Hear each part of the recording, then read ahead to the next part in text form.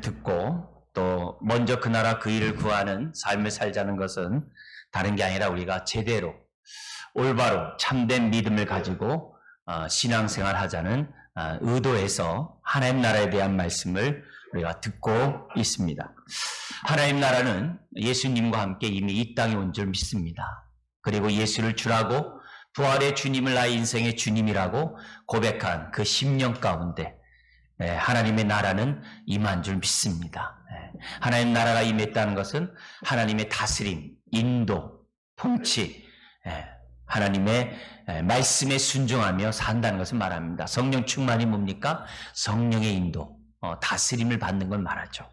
우리는 성령 충만을 다른 말로 했을 때 하나님 나라가 임했다라고도 말씀드릴 수 있어요. 우리가 성령의 소멸이 있고 충만이 있듯이 우리가 하나님 나라가 우리 안에 있음에도 불구하고 하나님 나라에 따라 살아가는 사람이 있고 자기 마음대로 살아가는 사람이 있어요. 우리는 정말 성령 충만한 가운데 하나님 나라에 정말 자녀답게 온전히 살아가는 하나님의 자녀들이 되어야 될 줄 믿습니다. 하나님의 나라가 임하는 것은 여러 가지 증상들이 나타나게 됩니다. 그 증거로서 예수님은 잔치의 비유를 통해서 말씀했죠. 그래서 먹기를 탐하는 사람이라고 하는 그러한 별명이 있을 정도로 우리 주님은 많은 사람과 식사를 했어요. 왜냐하면 하나님 나라는 잔치와 같다는 것을 보여주기 위해서. 뿐만이 아니라 상속에 관한 그런 말씀들도 하셨어요. 왜냐하면 하나님의 자녀들은 하나님 나라에 들어온 하나님의 자녀들은 하나님의 상속자라는 그런 말씀들을 가르쳐주기 위해서 상속에 관한 말씀도 했습니다. 그뿐만이 아니라 많은 치유와 회복의 사건을 일으키셨어요. 왜냐? 하나님 나라가 있는 곳에 자유함이 있기 때문에. 그래서 많은 병든 자들이 치유받고 상처받은 사람들이 위로를 받고 세움을 받는 것을 보게 됩니다. 귀신이 쫓겨나가고 마귀에게 눌린 자들이 자유케 되는 그런 일들이 하나님 나라가 임하면 나타나게 됩니다. 그리고 서로에 대해서 용서하게 되고 이해하게 되고 용납하게 되고 사랑하게 되고 또 오래 참는 가운데 하나님의 역사하심을 바라는 그런 일들이 생겨나게 됩니다. 그뿐만이 아니죠. 안식일 날마다 우리 주님은 의도적으로 병든 자를 고쳐요. 안식일 날 안식하지 못하는 사람들에게 참된 안식을 주시기 위해서, 내가 안식을 주러 온 하나님의 아들이라는 것을 보이기 위해서 우리 주님은 안식일 날 골라서 병든 자를 고칩니다. 하나님 나라가 임하면 이처럼 안식이 있어요. 쉼이 있어요. 위로가 있어요. 그래서 우리가 하나님 나라에 대한 말씀을 듣는 거고, 하나님 나라가 내 안에 온전히 이루어지도록, 주님의 다스림이 내 안에 온전히 이루어지도록 예수를 내가 주라고 고백하면서 살아야 한다는 겁니다. 여러분, 예수를 주라고 고백하는 그 심령에 하나님의 다스림이, 하나님 나라가 온전히 임하는 줄 믿습니다. 우리 주님은 주기도문에서도 나라 임하옵시며 하나님의 나라를 위하여 기도하라 했어요. 주기도문의 핵심이 하나님 나라예요. 빨리 하나님 나라가 내 심령에 온전히 미치도록, 내 가정에, 이 사회에 온전히 미치도록, 임하도록 우리 주님은 기도하라고 말씀하고 있습니다. 오늘 말씀은 삭개를 통하여 하나님 나라가 임할 때 어떤 일들이 나타나는지 우리에게 보여주는 아주 귀중한 말씀입니다. 그래서 우리가 하나님 나라를 경험한 삭개의 모습을 보면서 내 신앙의 현주소를 점검해야 됩니다. 내가 제대로 믿고 있는지, 올바로 믿고 있는지, 올바른 믿음이 있는지. 올바른 믿음 내가 믿으나 그게 아니라 하나님 나라가 내 안에 나타났느냐, 하나님 나라가 내 안에 임했느냐가 참된 믿음. 내 생각에 있는 게 아니에요. 내가 하나님의 말씀에 따라서 하나님 나라 백성답게 살 때 내가 참된 믿음을 가졌느냐 안 가졌느냐를 알 수 있는 것이지, 내 중심에서, 내 확신 속에서 내가 참된 믿음을 갖고 있다. 아닙니다. 하나님의 입장에서 얼마나 참된 믿음을 갖고 있는지 삭개를 통해서 저나 여러분들이 비춰봐야 될 줄 압니다. 우리 주님은 예루살렘을 향해서 지나가고 계셨습니다. 예루살렘을 가시기 위해서 여리고성이라는 한 성을 지나가셔야만 했습니다. 여리고는 지중해 우리 수면과 봤을 때 약 한 200m가 낮은 지역입니다. 갈릴리 호스라는 그 지역은 지중해 연안과 비교해 보면 한 200m 정도 낮습니다. 반면에 예루살렘은 또 700m가 넘습니다. 그러니까 여리고에서 예루살렘까지는 그건 한 1000m가량 됩니다. 우리 대모산보다도 한 3배 이상 정도 되겠죠? 그 지역을 이렇게, 가파른 어떻게 보면은 산을 갔다가 올라가야지만이, 물론 꼬불꼬불 하면서 좀 편하게 올라갑니다만, 올라가야지만 갈 수 있는 곳이 예루살렘이에요. 근데 저 북쪽 갈릴리에서 남쪽으로, 예루살렘으로 올 때는 주로 요단강을 건너가지고 다시 요단강 쪽으로 해가지고 여리고성으로 올라가는 것이 많은 유대인들이 지나가는 길목이었습니다. 이미 예수님에 대한 소문은 자자했고 유대 전 지역에 예수님의 일거수일투족이 뉴스거리였어요. 근데 그 여리고성을 지나가는데 그 여리고성에 누가 살았느냐? 2절에 보니까는 삭개오라는 사람이 살았는데 그는 세리장이요 부자라 그랬어요. 세리장이라는 것은 세금을 걷어들인 사람들의 우두머리라는 거죠. 우두머리라는 거죠. 그리고 7절에 보니까 그의 핸디캡이 있는데 키가 작았다 그래요. 키가 작았지만 그는 세리장이었고 부자였습니다. 주님이 여리고성을 지난다는 소문이 삭개오에까지 들렸어요. 보호자 있지만 많은 사람이 몰려들고 자기가 키가 작은 연고로 볼 수가 없었다 그래요. 그래서 주님이 지나가는 그 길목 앞서가서 주님을 보고자 가다가 돌 무화과 나무를 발견합니다. 그리고 삭개오는 돌 무화과 나무 위에 아주 속히 올라가죠. 그래서 주님이 지나가는 모습을 보려고 하고 있습니다. 근데 지나가던 주님이 그냥 지나가는 게 아니라 자기 앞에 다가와서 쳐다보시면서 말씀합니다. 뭐라고 얘기하냐면 5절에 예수께서 그곳에 이르사 쳐다보시고 이르시되 삭개오야 속히 내려오라. 내가 오늘 내 집에 유하여야 하겠다. 그러자 삭개오는 너무나도 기쁜 나머지 6절에 급히 내려와. 주님의 말씀을 듣자마자 즉각적인 반응을 한 거죠. 급히 내려와 즐거워하며 영접하거늘. 여기에 대해서 7절에 보니까 무사람이 보고 수근수근 거렸다 그래요. 그래서 뭐라 그럽니까? 저가 죄인의 집에 유하러 들어갔도다. 밥 먹으러 가는 것도 아니고 유하러 들어갔다. 이런 얘기를 해요. 왜 수근거렸습니까? 그 당시 세리는 유대인들이 볼 때 죄인 취급했어요. 여러분, 죄인 취급이라는 것이 그냥 말로만 죄인이 아니라 인간 이하의 취급을 했다. 이게. 조선시대에 보면 이제 백정과 같은 그런 역할, 그런 사람 취급했어요. 더구나 매국노 취급을 했다 그래요. 왜냐하면 로마 정부에게 자기가 세금 납부해야 돼 일정 금액만 납부하면 나머지는 다 자기 거예요. 할 수만 있으면 많이 걷어들이려고 그러죠. 악착같이 걷어들이려고 그러죠. 왜요?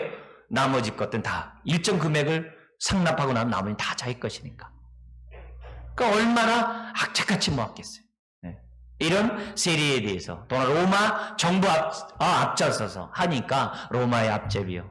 한마디로 하면 흡혈귀로서 백성의 피를 빨아먹는 사람으로서 치부하고 죄인 취급하고 상종하지 않았던 사람이 바로 세리였어요. 근데 세리 가운데서도 세리장이었다고 그래요. 그 누구도 상종하지 않는 그 삭개오에게 우리 주님은 말을 건 거예요. 그리고 너희 집에 유하겠다라고 우리 주님이 말씀하신 거예요. 더 놀라운 일은 삭개오의 충격적인 것은 뭐냐면 주님이 나를 언제 봤다고. 삭개오의 이름 부르냐 이게. 그 유명한 분이 자기 이름을 어떻게 아냐 이게. 여러분, 요한복음 10장에 보면 하나님이 저나 여러분들을 구원시킬 때, 부르실 때 각각의 이름을 부르신다 했습니다. 할렐루야. 그냥 덤으로 우리가 구원받은 인생이 아니에요. 덤으로 구원받은 인생이 아니에요. 저나 여러분들이 구원받았을 때는 삭개오의 이름을 부르듯이 저와 여러분들의 이름을 부르셔서 우리가 주님을 믿은 줄 믿습니다. 예나 지금이나 동일해요. 여전히 이름을 부르시며 친밀하게 다가오시는 하나님인 것을 보게 됩니다. 삭개오는 주님이 자기 이름을 부르고 또나 자기 집에 유하겠다는 그 말에 즐겁게 영접하지 않을 수가 없었어요. 자, 근데 8절에 보면 시간이 얼마 지났는지 모릅니다. 삭개오의 집에서 삭개오가 주님을 만난 다음에 놀라운 고백을 합니다. 8절 같이 한번 읽어볼까요? 삭개오가 서서 주께 여짜오되 주여 보시옵소서 내 소유의 절반을 가난한 자들에게 주겠사오며 만일 누구의 것을 속여 빼앗은 일이 있으면 네 갑절이나 갚겠나이다. 여러분 자기 소유의 절반을 주겠대. 그리고 남의 것을 갖다 속여 빼앗은 것이 있다고 한다면 4배나 주겠대요. 이 얘기는 뭐예요? 자기의 모든 소유를 다 내놓겠다는 거죠. 주님을 만난 순간, 하나님 나라를 경험한 순간 그 사람이 취했던 행동은 뭐냐? 자기가 그동안에 붙잡고 있었던 욕을 먹으면서까지 모았던 그 모든 재산을 지금 내놓겠다고 해요. 출애굽기 22장에서는 소와 양을 훔쳐서 만약에 죽이거나 팔았을 때 소는 5배, 양은 4배 갚으라는 게 있어요. 반면에 근데 훔쳤는데 소나 양이 살아있으면 2배만 갚으라고 해요. 근데 민수기에서는 내가 훔친 것에 대해서 내가 자수를 하면 5분의 1만 갚으면 된다 그랬어요. 그 물건 외에 5분의 1 플러스만 하면 된다 그랬어요. 근데 삭개오는 지금 뭐라 그래요? 소유의 절반을 줄 뿐만 아니라 이렇게 자수한 거 아니에요. 자기가 자원한 거 아니에요. 근데도 4배나 갚겠다라고 얘기를 해요. 그러니까 모든 재산을 지금 다 내놓겠다는 거예요. 이제부터 내가 그동안에 내가 삶의 방식대로 사는 게 아니라 내가 가장 가치 있게 여겼던 물질을 붙잡고 그동안에 살았던 내 인생의 가치관을 내버리고 이제는 새 출발하겠다는 거예요. 우리는 예수를 믿으면 새로운 피조물이라고 그래요. 그래서 감사해요. 기뻐해요. 근데 그런 고백과 달리 오늘 지금 나의 모습이 얼마나 180도 돌아갔냐. 예수 믿기 전과 믿은 후가 얼마나 달랐느냐가 오늘 이 메시지를 통해서 저나 여러분들이 점검해야 돼요. 만약에 170도만 돌고 10도는 돌지 않고 내가 하나님 믿는다고 한다면 참된 믿음이 아니에요. 어쩜 179도를 돌아도 정말 1도를 돌지 않음으로 인해서 거짓된 신앙일 수도 있어요. 그 한 가지가 없음으로 해서 1도가 없음으로 내가 하나님 앞에 서지 못할 수도 있어요. 삭개오는 180도. 불신자 때 삶의 모습과 전혀 다른 180도의 모습을 새로운 피조물로서의 행동을 했다는 거예요. 이제는 내가 주님 뜻대로 살겠습니다. 하나님만 의지하고 살겠습니다. 삭개오의 이런 고백에 그 집안 사람들 놀랐을 거예요. 왜요? 재산을 다 내놓겠다고 하니. 심지어 제자들 가운데서도 놀랬고 이상하게 생겼을 거예요. 생각했을 거예요. 왜 그래요? 마리아가 예수님의 장례를 예비하기 위해서 향유 옥합을 깨고 주님의 머리에 붓습니다. 그걸 보고서 가룟 유다를 비롯한 제자들이 아까워했다 그래요. 저걸 300데나리온에 팔아서 가난한 자들에게 줬으면 좋겠다 그랬어요. 300데나리온이 어느 정도의 값이냐? 오병이어의 이적을 나타내면서 2만 명이 밥을 먹었을 때 필요한 돈이 200데나리온이에요. 그럼 300데나리온이라는 게 얼마예요? 약 3만 명이 먹을 수 있는 식사량입니다. 엄청난 돈이죠. 그래서 그 돈을, 해당되는 돈을 옥합을 깨가지고 주님 머리에 분 거예요. 여기에 대해서 제자들이 이상하게 생각했거든요. 삭개오의 이런 태도에 대해서 그렇게 생각하는 사람들도 있었을 거예요. 그러나 삭개오는 삶의 터닝을 했어요. 완전히 삶을 바꿨어요. 내가 새롭게 새 출발하리라. 이건 하나님을 만나지 않으면, 하나님 나라가 임하지 않으면 절대로 있을 수 없는 그런 행동입니다. 근데 이런 행동은 훗날 오순절날 성령이 임하고, 성령이 임했다는 얘기는 하나님 나라에 임했다는 거죠. 성령이 각 사람에게 임했을 때 하나의 롤 모델이 돼요. 그래서 어떤 일들이 벌어지게 되냐면 바나바를 비롯한 믿음의 우리 지체들이 자기의 소유를 다 팔아서 더불어 먹는 일들이 벌어져요. 그 분위기가 얼마나 강력했던지 아나니아와 삽비라 같은 사람이 생겨났어요. 아나니아, 삽비라 어떻게 돼요? 자기 재산 팔지 않아도 돼요. 근데 교회 분위기가 그게 아니에요. 하나님 나라가 임했고 하나님을 바라본다고 하는 사람들의 기본적인 성향이 다 좀 참된 믿음을 갖고 있다고 하는 사람은 자기 소유를 다 팔아놓은 거예요. 그러니까 눈 가리고 아웅하는 거죠. 자기 재산을 팔아가지고 일부는 감춰놓고 일부를 내놓으면 다 내놨다 그래요. 그 거짓으로 그 부부는 죽게 되죠. 그 얘기는 뭡니까? 초대교회에 이 삭개와 같은 그런 모습들이 비일비재했다는 거예요. 여러분, 사도행전 시절만이 아니라 이집트의 그 사막 그 지역에 삭개와 같은 사람들이 아주 구름같이 모였다고 그래요. 수만 명의 사람들이 오직 하나님만 바라보면서 새로운 정말 기독교 도시를 갖다가 건설했던 것이 역사적에 있어요. 중요한 것은 하나님 나라가 임하면 이전의 삶과 지금의 삶이 180도 다르다 이게. 오늘 나의 신앙을 저나 여러분들이 보셔야 됩니다. 산상수훈에서도 우리 주님 마태복음 6장에서 먼저 그 나라 그 일을 구하라 하면서 우리 주님 뭐라 하냐면 두 주인을 겸하여 섬길 수 없다 그래요. 하나님과 재물을 동시에 섬길 수 없다 그랬어요. 그만큼 재물과 하나님 나라는 같이 할 수 없어요. 만약에 저나 여러분들이 삭개와 같이 태도를 갖는 게 아니라 하나님도 섬기고 재물도 섬기면 그는 하나님 나라가 그 안에 임했다라고 말할 수가 없다는 거예요. 여러분, 우리가 붙잡고 우리 아까 찬송 불렀던 것처럼 내가 주인 삼았던 그 모든 것을 내려놓고 주님만 붙잡을 때 그것이 하나님 나라가 임한 그 증거인 줄 믿습니다. 여러분, 삭개오의 이런 태도를 보면서 우리는 배워야 돼요. 나의 현재 지금 주님을 믿고 하나님 나라가 내 안에 있다고 예수를 주라고 고백하는 나의 삶 속에 내 삶의 방식이 정말 어떠한지를 보셔야 됩니다. 삭개오는 돈이면 뭐든지 할 수 있다고 생각했어요. 자기의 핸디캡이나 수많은 욕을 먹더라도 돈이면 자기는 될 수 있다고 생각을 했어요. 그리고 부자가 되면 자기는 어떻게 돼요? 떵떵거리며 살면서 행복하고 복된 삶을 살 것이라고 생각했어요. 근데 모든 것을 포기한 것을 볼 때 삭개오는 그러지 않았다는 것을 우리들에게 보여줘요. 매국노라는 소리를 듣고 죄인이라는 소리를 들으면서 악착같이 모은 돈이지만 그 돈이 자기에게 위로를 주고 행복을 주지 못했다는 거죠. 그리고 돈으로 채울 수 없었던 그 무언가가 그 안에 있다는 것을 삭개오는 알았던 거죠.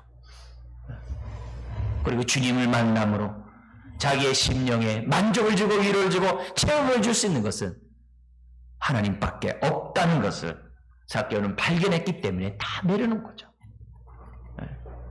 자기가 붙잡고 의지했던 것을 내려놓은 거죠. 재물만이겠습니까?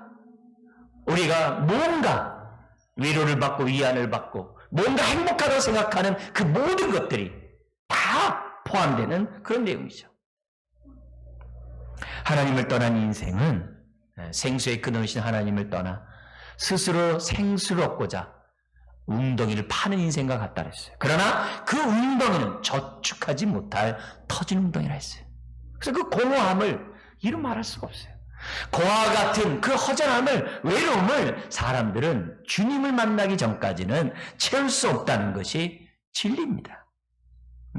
삭개오는 돈으로 채울 수 없었던 그 위로를, 그 평안을 주님을 만남으로 그는 채워지게 됐던 거예요. 그러니 그가 붙잡았던 그 모든 것을 내려놓게 된 거죠.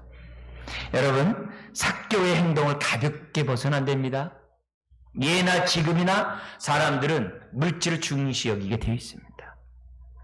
우리 바로 그 앞에 있는 한 장, 우리 18장에 보면 18장 18절 이하에 보면 어떤 사람이 등장합니까?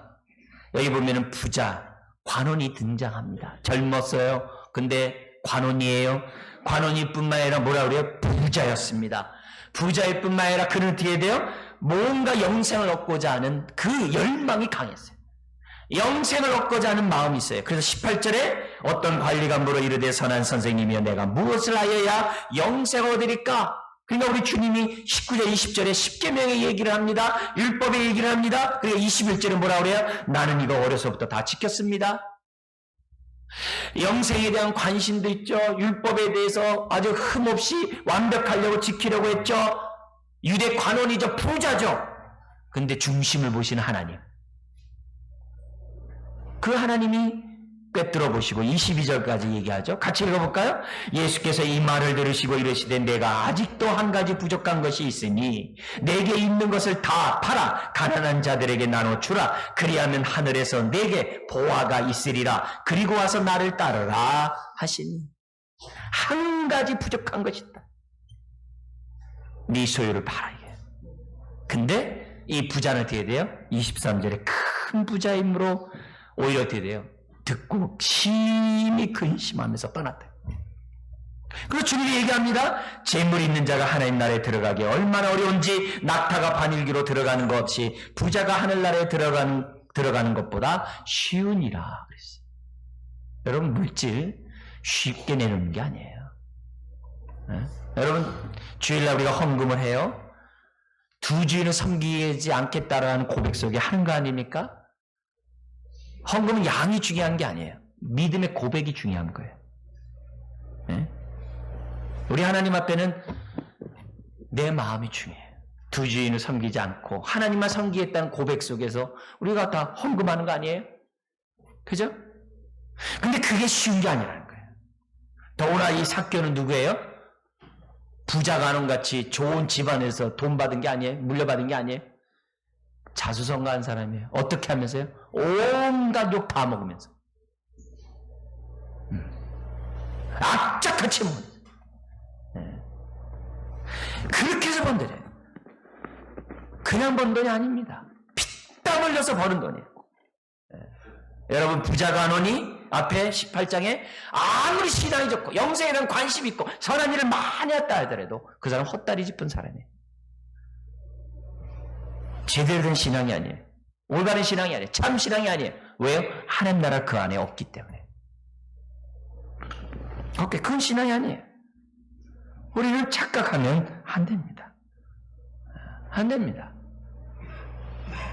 여러분 삭개와 같이 비록 내가 그렇게 해서 피땀 흘려서 내가 번 재정이라 할지라도 하나님 앞에서 하나님 앞에서 이제는 내가 하나님 외에 다른 것을 붙잡지 않겠다라고 삭개오는 돈보다 더 가치 있는 하나님 나라를 발견한 거예요. 할렐루야.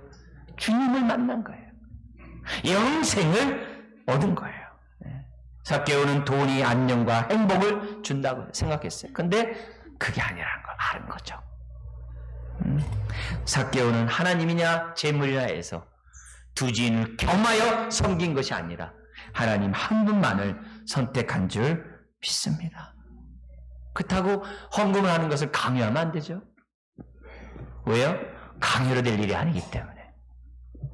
가르쳐서 될 일이 아니죠. 하나님 나라를 경험하고 은혜를 알아야 자원함으로 기쁨으로 드리지 않는 것, 감사로 드리지 않는 것, 여러분 바쳐봤자 아무 소용 없어요. 배워서 하는 것도 아무 소용 없어요. 믿음으로 하는 것만이 하늘에 상달되는 줄 믿습니다. 네? 하늘에 저축되는 거예요. 동시에 우리가 이 삭개오의 모습을 보면서 알아야 될 것이 있습니다.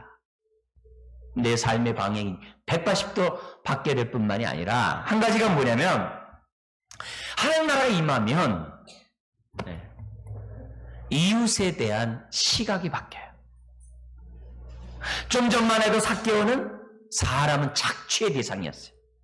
세금을 걷어들이는 대상이었어요. 자기 배를 살찌우는 대상이었어요. 자기 욕심에 충족되는 대상에 불과했어요. 착취의 대상이에요. 하나님을 떠나 생수이신 그노시 하나님을 떠나 스스로 살고자 하는 사람은 남의 것을 착취하지는 안 돼요. 역사적으로 전쟁은 끝날 수가 없어요. 네. 도둑은 끝날 수가 없어요. 사기는 끝날 수가 없어요. 네. 하나님을 만나지 않는 한 이 땅에는 사기꾼이 창궐하게 됐고 전쟁과 다툼이 끊임없이 있게 됐고 끊임없이 있게 돼 있습니다. 하나님을 만나기 전에는 안 되게 돼 있어요. 그러나 삭개오가 하나님을 만나자 이웃에 대한 대상이 착취의 대상이 아니라 사랑의 대상으로 바뀐 거예요. 그래서 재산 반을 줄 뿐만 아니라 남의 것을 갖다가 훔친 거 내가 했다면은 4배나 갚겠다라고 얘기해요. 무슨 말입니까? 하나님과의 관계가 올바로 회복된 사람은 사람과의 관계가 회복되게 돼 있어요. 여러분, 하나님과는 관계가 좋은데 사람과 관계가 좋지 않으면 하나님 나라가 내 안에 온전히 임한 게 아니에요. 그럼 백날 신앙생활해도 의미가 없어요. 아무리 열심히 하나님을 봉사해도 그건 아무 소용없어요. 하나님 관계가 올바른 사람은 사람과의 관계가 사랑의 대상으로 바뀌게 돼 있어요. 오늘 나의 모습을 봐야 돼요. 내가 주변 사람이 사랑의 대상인가? 착취의 대상인가? 미움의 대상인가? 이용의 대상인가? 나를 위한 대상인가? 아닙니다. 하나님 나라가 임하면 하나님과 올바른 관계를 갖게 되고 사람과 관계가 올바르게, 이게 샬롬이고 이것이 평강이에요. 이게 구원이에요. 예수님은 하나님을 사랑하듯이 사람을 사랑한 줄 믿습니다. 어떤 사람을 사랑합니까? 삭개와 같은 사람도 사랑하고 오늘 뭐예요? 저와 여러분 같은 사람도 사랑하세요. 주님이 행하는 그 모든 것은 사랑으로 말미암는 행동이에요. 나인성 과부가 하나밖에 없는 아들이 죽어서 장례를 치르러 갑니다. 장례 행렬을 주님이 멀리서 보면서 가까이 지나가게 돼요. 주님은 죽은 자기 아들도 그 아들을 보시는 게 아니라 그 아들을 잃어 마음 아파하는 그 엄마의 마음을 보셨어요. 그걸 보시고 자기 자녀를, 그 여인의 아들을 살리신 줄 믿습니다. 네? 여러분, 문둥병자 이 말씀하면 고칠 수 있어요. 근데 어떻게 해요? 손을 대시고 고치잖아요. 왜요? 문둥병자의 그 고통은 남이 자기를 만지지 않는다는 거거든요. 우리 주님의 기본적인 마음은 사랑하는 마음 가운데 이루어져요. 고아와 과부들을 돌보는 것도 마찬가지입니다. 과거 우리가 불신자였을 때는, 하나님 나라와 상관없이 사망의 죄 아래 있을 때에는 스스로 생수를 얻고자 웅덩이를 파야만 했어요. 자수성 나야만 했어요. 그러다 보니까 남의 일을 막 어떻든 간에 내 이익만을 찾았어요. 지금 사는 사회가 지금 그래요. 착취요, 자기 이용의 대상이었어요. 계산이 안 나오면 동업도 안 하죠. 계산이 안 나오면 같이 있지도 않죠. 친구도 안 하죠. 다 계산에 따라서 합니다. 여러분들의 그런 삶은 저축지 못할 터진 웅덩이에요. 주님을 만나기 전까지 우리는 목마른 인생이죠. 그것을 채우기 위해서 얼마나 남의 것을 착취하는지 몰라요. 전쟁에서 탈취하는지 몰라요. 그래서 일본이 그러잖아요. 우리만 일제시대 때 잘못했냐고. 저 유럽도 다 잘못했는데. 이렇게 얘기하잖아요. 중심에 하나님이 없으니 그런 소리 하죠. 그래서 중심에 하나님이 있는 사람은, 독일 총리들 보세요. 사과하잖아요. 무릎 꿇잖아요. 하나님의 나라가 심령에 있으면 사람들은 대인과의 관계가 열리게 되어 있어요. 그와 같은 마음은 주님을 만날 때만이 이루어집니다. 여러분, 하나님 나라가 그 안에 임하지 않는 사람들의 모든 행동은 계산적입니다. 그러니까 결혼도 계산적으로 하죠. 그러니 그 결혼 생활이 얼마나 지옥이겠습니까?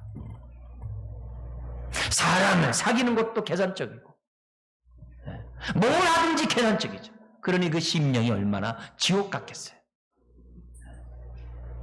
여러분, 재물의 소유욕만이 아니라 모든 부분에서 사람에 대한 소유욕도 똑같아요. 자기 사람 삼으려고 하는 거, 자기 사람의 챙기려고 하는 이런 모든 것들이 혹시 하나님 나라 없이 하는 행동이라고 한다면 그렇게 맺은 그 사람 관계는 흔히 말하는 대로 뒤통수 칩니다. 네. 또 뒤통수 친 것 때문에 또 껄껄 울어요. 당연한데 뭘 말하겠어요. 네. 여러분, 삭개오는 한순간에 자기의 삶을 다 청산했어요. 물질을 붙잡던 삶을 청산하고 착취의 대상이었던 그런 이기적인 것도 다 착취하고 자기를 욕하는 자들 향해 지갑을 열었던 거예요. 내 소유의 절반을 주고 내가 남의 것을 속여 빼앗은 거 있으면 4배나 갚겠다. 이게 바로 잔치의 즐거움이고 이게 샬롬이고 하나님이 주는 평강이고 우리가 하나님 나라를 온전히 우리 안에 임하도록 하고자 하는 목적인 것을 저와 여러분들이 기억하셔야 됩니다. 주님이 이 땅에 오신 것은 양으로 생명롭고 더 풍성하도록 하기 위함이라 했어요. 풍성한 삶. 하나님 나라의 말씀을 듣는 이유가 여기 있어요. 우리는 풍성한 삶을 살아야 돼요. 한 사람도 예 없이 풍성한 삶을 살아야 돼요. 그러면 어떻게 돼요? 삭개오처럼 삶이 정확하게 하나님 앞에 서서야 돼요. 179도만 쓰지 말고 180도 정확하게 딱 돌이키셔야 됩니다. 베세메스로 올라가는 그 송아지처럼 좌우로 치면 안 돼요. 딱 서야 돼요. 그리고 이웃에 대한 우리들의 태도가 착취의 대상이 아니라 섬김의 대상인 것을 놓쳐서는 안 돼요. 하나님 나라가 내 안에 임하도록 해요. 그래야 우리가 제대로 된 신앙, 다른 말로 좀 수준 있는 참된 신앙을 가질 수 있다는 거죠. 이렇게 결단한 삭개오에게 우리 주님은 어떤 축복을 합니까? 9절 10절 읽겠습니다. 예수께서 이르시되 오늘 구원이 이 집에 이르렀으니 이 사람도 아브라함의 자손임이로다. 인자가 온 것은 잃어버린 자를 찾아 구원하려 함이니라. 여러분, 주님은 우리에게 구원을 베풀 때 이처럼 주도적으로 하세요. 주도권을 가지고 하세요. 우리 주님은 어쩌다 걸려들은 영혼들을 구원하는 게 아니에요. 그물망 이렇게 해놓고 고기가 들어오면 너 구원받았다 그렇게 하지 않습니다. 우리 주님은 지나갈 수 있는 그 길도 지나가지 않고 삭개오에게 가신 분이에요. 아멘. 네? 찾아나시는 분이에요. 이게 주님이에요. 주님이 이 땅에 온 것은 양으로 생명을 영혼을 구원하는데 주도적이라 이게. 여러분, 이 성품을 저와 여러분들이 본받기를 주의 이름 축원드립니다. 우린 영혼을 찾아가야 돼. 영혼을 구원해야 돼. 근데 구원에는 뭐가 없다는 거예요? 삭개오 같은 사람도 구원받아야 될 사랑의 대상이라는 거예요. 차별이 없어야 한다는 거죠. 우리 주님은 삭개오 같은 사람도 차별해서는 안 된다는 것을 보여줘요. 하나님 나라가 임하지 않은 사람은 차별합니다. 야고보서 3장에 보면 위로부터 오는 지혜와 땅으로부터 오는 지혜가 있다고 그랬어요. 땅으로부터 오는 지혜의 특징이 뭐냐? 차별이에요. 선입관념이에요. 차별과 선입관념 속에서 사는 것을 뭐라고 그러죠? 그 3가지 얘기하잖아요. 세상적이요, 정욕적이요, 마귀적이다. 그래요. 왜? 하나님 나라의 태도가 아니니까. 그러나 위로부터 오는 지혜는 화평으로 시작해서 화평으로 끝난다고 그래요. 왜요? 하나님 나라가 그 안에 있으니까. 내 안에 하나님 나라가 온전히 이루어진지 아닌지를 뭐 보면 알아요? 사람을 차별하냐, 차별하지 않느냐. 그걸 보면 알아요. 차별하냐, 차별하지 않느냐. 차별하면 내 안에 하나님 나라가 온전히 임한 것이 아니에요. 이거는 위험한 거예요. 여러분, 우리가 사람들에 대해서 벽을 쌓을 때마다, 보이지 않는 벽들을 만들 때마다 정말 기도해야 돼요. 하나님, 주의 나라가 내 안에 온전히 임하게 해주세요. 선입관념에 따라 사람을 만날 때마다 기도하셔야 돼요. 하나님, 내 안에 있는 이 벽을 무너뜨려 주시옵소서. 그래서 삭개와 같은 그 사람도 주님을 만나게 해 주옵소서. 여러분, 10년 전만 해도 1000만이었던 우리 한국 교회가 지금 한 850만이라고 합니다. 150만이 줄었어요. 근데 10년 후면 650만으로 준다고 합니다. 그게 통념이에요. 그 증거를 우리는 주일학교에서도 봅니다. 청년들 주일학교 30-40%에 불과해요. 근데 문제는 왜 그들이 나가냐 이게. 왜 나가냐 이게. 왜 신앙을 가졌다가 왜 버리냐 이게. 물론 본인이 하나님 나라를 정말 삭개오처럼 선택하지 않아서 나가는 게 있죠. 그럼 본인이 그런 모습 속에서 그런 것이 있을 수 있죠. 그래, 그렇다 하더라도 그것만이겠냐 이게. 우리 믿는 사람들이, 저와 여러분들이 삭개오 같은 사람을 차별하고 무시하면 사람들은 교회에 떠나가게 되어 있어요. 그들이 신앙을 갖는 기회를 박탈시킨 겁니다. 이런 모습으로 저나 여러분들이 살아간다고 한다면 교인을 떨어뜨리고 정말 연자맷돌 메고 물에 바다에 던지는 것이 오히려 더 나을 그런 행동들을 저와 여러분들이 얼마든지 할 수 있다는 거예요. 여러분, 영혼에 관심을 가져야 될 점 있습니다. 네? 주일학교 교회 교육들이 얼마나 중요한지 모르고 가정에 우리 자녀들이 얼마나 중요한지 몰라요. 부모가 하나님 나라의 가치관을 가져야 돼. 그래야 자녀들이 먼저 그 나라 그 일을 구하는데 시간을 투자하고 마음 투자하도록 부모된 또 어른된 저와 여러분들이 해야 될 태도인 줄 압니다. 삭개오가 구원받은 것에 대해 사람들은 수근수근 됩니다. 이들에게는 구원이 차별이 있다라고 생각한 것 같습니다. 사랑하는 성도 여러분, 우리는 주님은 삭개오와 같은 저와 여러분들을 구원하러 오셨음을 기억하셔야만 합니다. 내가 어쩌면 죽도록 미워하는 그 사람을 위해서 주님이 죽으셨어요. 원수된 그 사람을 구원하기 위해서 주님은 죽으신 분이에요.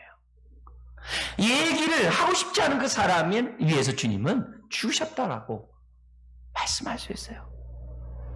여러분, 오늘 우리 주님이 우리에게 주신 이 메시지를 기억해야 돼요. 자, 근데 우리가 지체를 대하고 또 영혼을 구원하고 이웃을 대할 때마다 또 불신자들 주 앞에 인도할 때마다 가져야 될 태도가 있어요. 우리 주님의 모습에서 저와 여러분들이 배워야 됩니다. 주님이 삭개오를 대한 그 태도에서 저와 여러분들이 배워야 합니다. 예수님은 삭개오를 처음 대할 때 그 무화과나무 밑에 가서 삭개오야 회개하라 그렇게 하지 않았어요. 그 조용한 목소리로 회개하라 이렇게 얘기하지도 않았어요. 우리 주님은 삭개오에게 오늘 내가 너희 집에 유하겠다라고 말씀하셨어요. 여러분, 우리가 착각하지 말아야 될 것은 상대방과 나와 마음문이 열리지 않으면 내가 하는 그 모든 말들은 다 한쪽 귀로 듣고 한쪽 귀로 흘러간답니다. 마이동풍이에요. 근데 우리 착각해요. 내 말이면, 내 옳은 말이면 상대방 마음이 바뀔 거라고 착각을 해요. 안 그렇습니다. 여러분, 사람을 대할 때 가르치려 들지 마세요.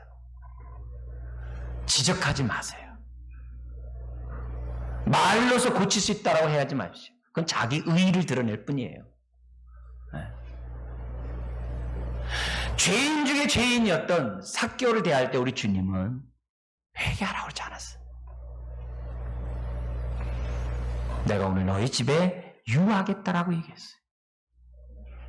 만약에 삭개오에게 회개하라! 내가 오늘 너희 집에 유하겠다. 그럼 급히 내려오겠습니까? 기쁘게? 쭈삣쭈삣하죠. 언제 봤다고 나를 회개하라고. 전도할 때도 마찬가지입니다. 회개하지 않으면 구원이 없다는 말에 너무 성급한 나머지 빨리 회개하라고. 여러분, 회개는 마음문이 열려야 하게 돼 있는 거예요. 네? 내 말을 듣는 사람은 나를 존경할 때 내 말을 듣게 돼 있어요. 아니, 자식도 부모에 공경하지 않으면 자식도 부모 말에 경청하지 않는데 사람들이 오직 듣겠습니까? 오늘 저와 여러분들이 정말 실수하면 안 됩니다. 하나님 나라가 임하고 하나님의 구원의 복음을 전하려고 하는 저와 여러분들은 마음을 여는 행동을 해야 돼요. 마음을 여는 행동. 이웃을 전도하려면 덕을 세워야 됩니다. 그래서 믿음의 덕의 지식의 절제가 없으면 또 막 정하니까 절제, 경건의 형제 우애의 사랑을 공급하라 그러잖아요. 여러분, 이런 의미에서 우리들이 말로서 사람들을 변화시키려 하지 말고 마음을 사는 행동들을 저와 여러분들이 해야 됩니다. 삭개오는 그 누구도 예수님처럼 자기에게 따뜻해 준 사람을 만나지 못했어요. 욕이나 했지. 세금 덜 내려고 앞에서 머리나 조아렸지. 자기에게 대해서 뭔가 따뜻한 마음을 대하는 사람 없었어요. 다 죄인, 또 욕하고 그래. 누구도 삭개의 이름을 부르지 않았어요. 그러나 우리 주님은 부드럽게 따뜻하게 삭개의 이름을 불러주셨어요. 삭개의 마음을 연 것은 주님의 말이 아니라 주님의 따뜻한 마음인 줄 믿습니다. 지금은 모든 것에 상실의 시대라고 그래요. 결핍의 시대라고 그래요. 불안의 시대라고 그래요. 염려와 두려움의 시대라고 해요. 그러기 때문에 사람들의 마음이 닫혀 있어요. 주님이 나를 여셨던 것처럼 우리 하나님은 그들의 마음도 열어지기를 원합니다. 주의 사랑으로 사람들의 마음들을 열어야 될 줄 믿습니다.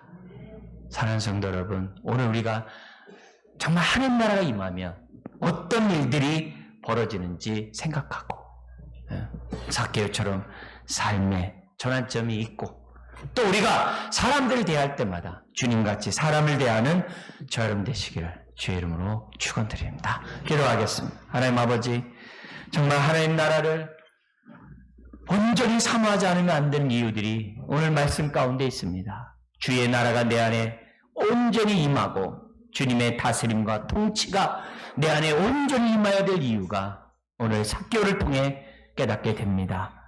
오늘 이 자리에 참여한 주의 백성 한 영혼도 빠짐없이 주의 나라 자녀 되게 하여 주옵소서. 그리고 하나님 나라 자녀답게 살게 하여 주시옵소서. 믿사오며 예수님의 이름으로 기도드리옵나이다. 아멘.